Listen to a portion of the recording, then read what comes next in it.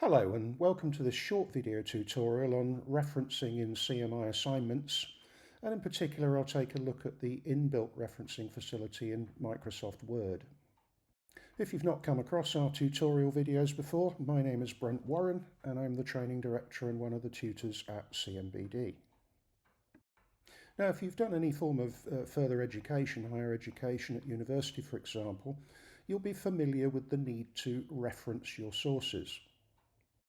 However, if you've not come across this before, then this short tutorial should give you some pointers and some guidance. So why do we need to reference in the first place? Well, basically because we're borrowing somebody else's work. We might be referring to a model or a theory or an article that we've read or something we found on a website or in a journal.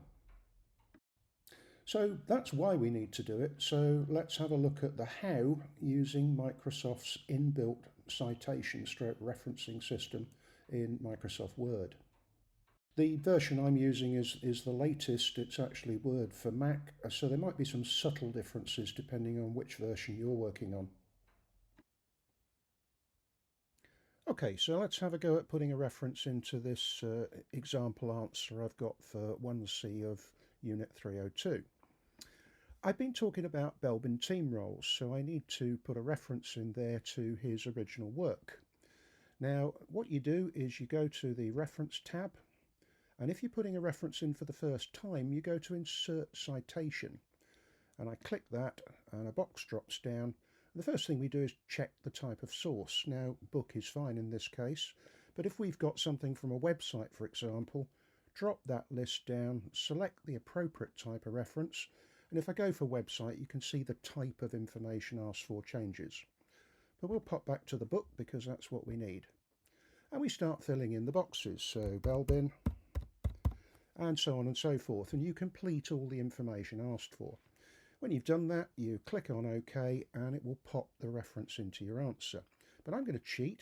I'm going to go cancel, because I've already got the Belbin reference in my library. Now, this is open over here, but if it isn't, you just click on Citations to bring it down. And you can see my top one here is the one I need. Give it a double click, and it's popped in the abbreviated type of reference that we need in our answer. Now, I'm going to put a second reference in here because I've cut and pasted the box describing the team roles from the CMI's Management Direct website, so I need to acknowledge where I got that from. So click the cursor here.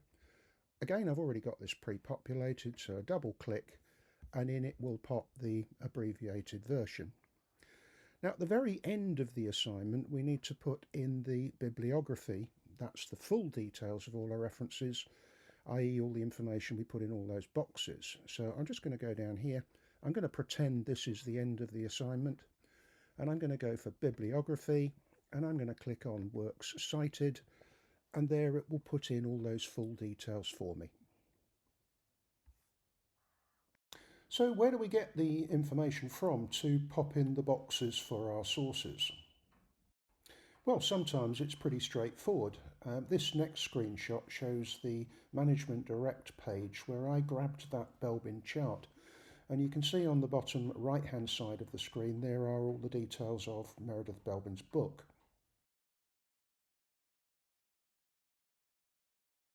Another quick tip on books, if you can't readily find the information, is to dive onto Amazon and see if they've got a copy of it for sale. Because again, in this next screenshot, you can see that some of the information that you need is in the description if you're able to, look inside the book.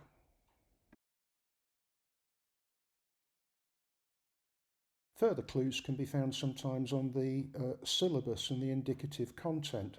This is the list of suggested reading and theories and material at the end of 302, and you can see that at least some of the information is there.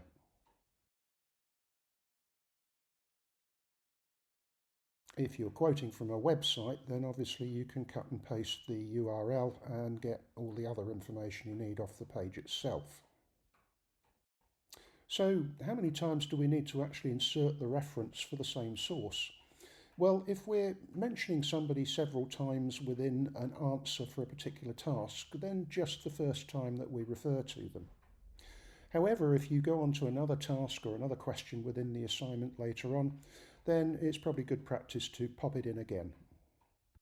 Now, you will have seen from this tutorial that we put the bibliography at the end of the assignment. That's where we're giving the full details of all the sources that we've used in our answers.